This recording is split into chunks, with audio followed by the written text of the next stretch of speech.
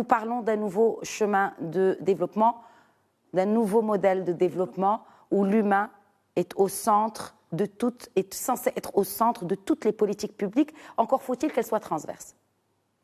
Effectivement, Khadija, le nouveau modèle de développement, il a parlé. Moi, ce que j'ai bien retenu, c'est cette société forte, l'État fort et la société forte.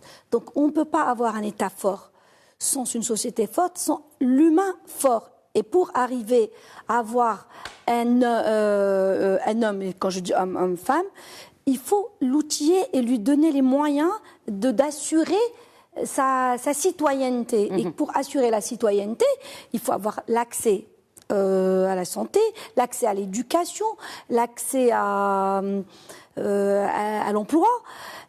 Et aujourd'hui, il faut qu'on s'approprie. En fait, le diagnostic, on le connaît. Il a été très, très bien cité, que ce soit dans le rapport du modèle de développement, Conseil économique et Conseil social économique, avec tous nos avis et toutes les saisines que nous avons eues, les autosaisines.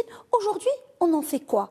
Si on prenait que 30% des recommandations du Conseil économique, social et environnemental qu'on implémente en vraie stratégie, en vrai programme, avec une gestion axée sur les résultats, encore je le dis, je crois qu'on va atteindre nos objectifs. Est-ce qu'il faut élargir justement le champ d'action de ces institutions telles que le Conseil économique, social et environnemental, et notamment à travers les régions, parce que la Commission a proposé de créer des conseils régionaux, des conseils économiques, sociaux et environnementaux régionaux. Est-ce que vous pensez que vous avez un rôle à jouer dans l'application de ce chemin de développement ?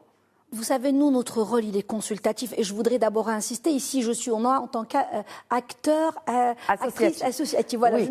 Je ne représente pas le CESE ici, pardon. Mais je vais vous dire une chose. Aujourd'hui, on a une chance qui est la régionalisation avancée. Il faut que le territoire joue son rôle.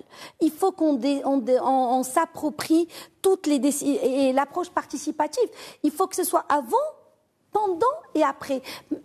Qu'on ne vienne pas et qu'on impose un modèle de développement économique. Le cas de la région de Marrakech n'est pas Oujda, n'est pas Rabat.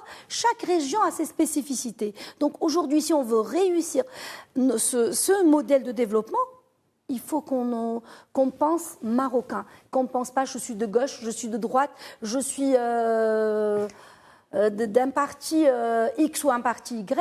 Mais aujourd'hui, on en fait quoi? Et Abdelmalek tout à l'heure l'a dit, nous sommes à J-30 jours. J'aimerais bien savoir quels sont les programmes de ces partis politiques par rapport à ce modèle de développement. Quels sont les moyens? Et je dirais quels sont les moyens humains, les ressources dont on parlait tout à l'heure, et les moyens financiers. Parce que je vais vous dire une chose, on a beau construire des centres de formation, mais qui va former ces jeunes?